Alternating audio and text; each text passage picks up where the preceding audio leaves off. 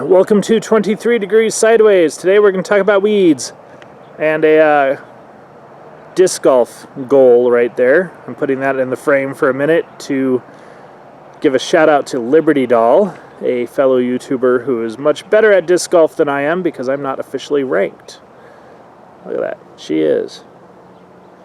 See all those weeds? This is just weeds on the edge of a canal, and it's the topic of the video today. Let's get me set up where you can see me. All right. I apologize for the off-color lighting. We're still in the middle of an alkali dust event in the valley, and my breathing is absolute crap. I got to get down south and get onto the Arizona plateau for a few days to get my lungs to clear out. This is horrible. But that gets into windbreaks, which is a different part of the topic. Right now we're talking about weeds. Behind me is a canal. It's not part of the heavier agricultural areas, so it's still a lot of what we call alkali or salt in the growing stuff. So you don't have a lot of kochia out here. You do have Russian olive and saltgrass and some of the more hardy species. When you get out to where I live, where I cannot film this morning for various reasons, you get a lot more kochia, dandelion, sunchoke. There's a lot of weeds out there.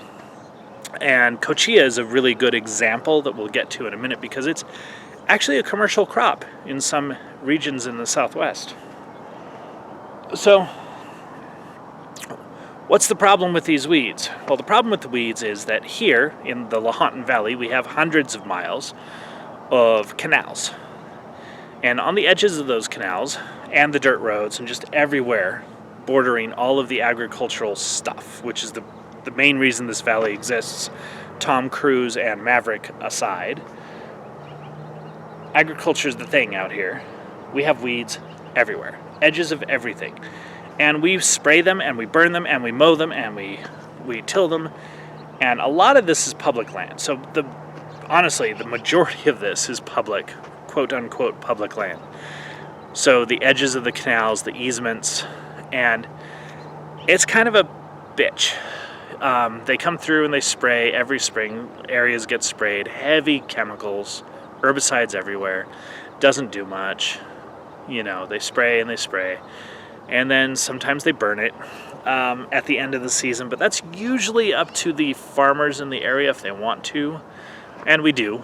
I burn every year. And then there's the mowing. They do mow some of the areas with the rear end, the flail mowers and the sickle mowers. Which doesn't really help the situation because it just increases the fertility of the weed-growing soil, which we'll get to. And then, you know, there's a certain amount of plowing, like they'll just try to dig it out. All of this is a waste, all right? And that's probably the key element here that I'm going to try to get at, is that if you're going to practice real environmentalism, you need to start finding positive solutions to problems or side effects. And these weed areas are a side effect of agriculture, of human population, but they're treated as a nuisance instead of a resource. Now, absolutely, there's a lot of cost involved in utilizing this resource. There's complication because you have property rights. Anytime you deal with humans, you're going to have complications. Whose land is it? Well, it's public land. Okay, so who gets to use it for what purpose, and what are the side effects, and who makes a profit, and how do you make that fair to the people who didn't get involved? Because as you might remember with other Nevada ranch wars, like the Bundys, the people who aren't involved are the ones who are most concerned about someone making money or getting access. Human nature. Go figure. All right, so how do you deal with the weeds? Well, you deal with the weeds with food animals. And I'm not gonna play the urban people never have seen agriculture, life cycles of nature, vegan, vegetarian bullshit game, okay? Just, like, go the fuck away, all right? Animals are part of agriculture. Animals are part of the food supply, and it's necessary, okay? That's not gonna go away just because you shop at Whole Foods and have never seen a cow in person. Whatever. Pigs and goats are the ideal pasture animals out here for this kind of thing I'm talking about. For weed control. They eat slightly different species. They will eat it all the way down to the ground to dead. Like, they will. But they won't if you cycle them through. It would take an insane number. We would not be able to run the number of head of pigs and goats out here to actually sterilize the weed growing soil. And that sterilization would only last for 2 years anyway. You could do a lot with it. And it's a fairly simple concept, okay? You fence off areas, you put animals in them, you move them down the road. The fencing's not that hard. We actually have technology for portable electric fencing with solar chargers. This is not something we don't know how to do.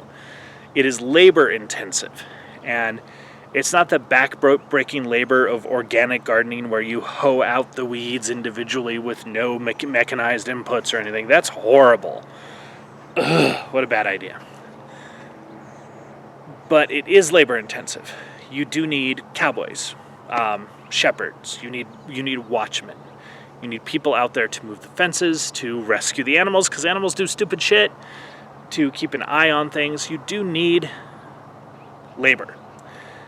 And there's pluses and minuses to that. Of course, we're in a post-industrial society for a large part, so we do have a problem with matching labor to people.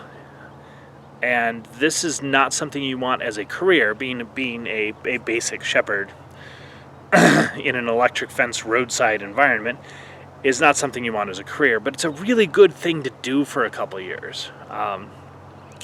Or to do with certain types of schooling, you know. There's a component to that. We could structure that in a lot of ways governmentally, but that's going to be another video because this one could go for 45 minutes if I start getting too much into the hows and the whys, the nature of the property rights involved. Just understand that there are property rights involved and you do have to figure that out. There is labor involved and you do have to figure that out. I'm not ignoring any of these things. I'm not saying, oh, what a wonderful world if we just do this. There are methods and ways, and there are conflicts to doing this. But we could produce a rather large, for our population, a rather large amount of really healthy meat, like sun-exposed, slow-growing pork and healthy goat. I use goat instead of cattle in this context because of the nature, not only of the weeds. It's good forage for cattle, but the size of our cattle, it's not an easy animal to manage in this situation that we're dealing with. Hair sheep, cotted-in sheep would actually work okay if you prefer sheep to goat, just because goat has connotations. Goat happens to be better meat, whatever it is. You could run Durham. You could run miniature cattle. That's fine. Whatever floats your boat. But they eat different species. Different species eat different types of weeds, more or less. Pretty much everything I've mentioned will eat the cochea, which is the dominant weed crop, which is a cash crop in some parts of the desert southwest, and which we have actually cut, baled, and dried, or cut, dried, and baled, and fed our goat stock in the winter in the past, and actually it works really well. If I had a side sickle mower and a hay rake, tow-behind hay rake on the little tractor, I would probably do like 3 or 4 miles of the area around me until people started to complain that I'm getting free forage off of county land. You know, everyone would be like, woo, get rid of the weeds, and then they'd be like, hey, you're getting the stuff for free the next year. That human problems. The edges of our fields and the canal areas and the edges of the roads grow a lot of this stuff. And the more you grow, the more you end up with soil, the more you end up with life cycles, and it becomes more fertile. nature of things. It's one of the reasons why the mowing aspects of management is a negative for the people who are trying to control the weeds in a non-life cycle manner. Okay.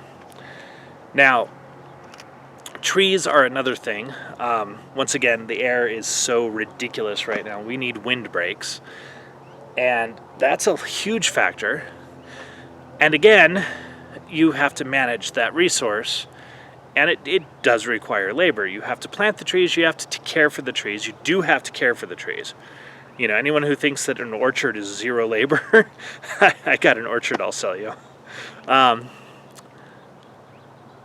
You have to cut the wood, you have to manage the wood, there's fruiting, there's a lot of stuff involved. So, but we could use the windbreaks. And again, we could actually produce useful food and animal feeds if we were taking care of that, if we were running that cycle. It is labor intensive. Again, it's not a plant it and forget it. A lot of people have a vision of farming, especially organic farming, that is no labor. You throw seeds in the ground and you wait for it to roll in. And no, it really doesn't work that way. Farming is always labor intensive. However, when you look at it from a terraforming planet management point of view, you can you have the resources to actually make the labor, to save on the labor. Okay, it's much harder to run 3 acres with a mule and a hoe, and a mule, a plow, and a hand hoe, than it is with even a 5 horsepower walk-behind tractor. Way different thing, and that's why we have tractors. They make things a lot easier. And that leads to why we have monocrop agriculture, which is the big problem we're having right now with manufactured food and unbalanced inputs and environmental damage from monocrop agriculture, some types of farming. You want to save the labor, sometimes you turn the farm into a factory, and that's not the way to save the labor. Providing the adequate tools and management policies to save the labor is the way you want to do it. Anyway, still going to be labor intensive. Anything dealing with food production and agriculture is, and I think that's something that we need to celebrate and not try to minimize. Certainly we want to minimize the backbreaking labor aspects, but we want to celebrate the efforts and the inputs. Mosquitoes. That's all I got for you right now. This is just a concept, okay? I want to put it into your head that these are weeds. They're a resource. They're a side effect of human occupation out here, but they're a resource. Think of it that way, and think about how to utilize and sustain that resource. Stay sideways.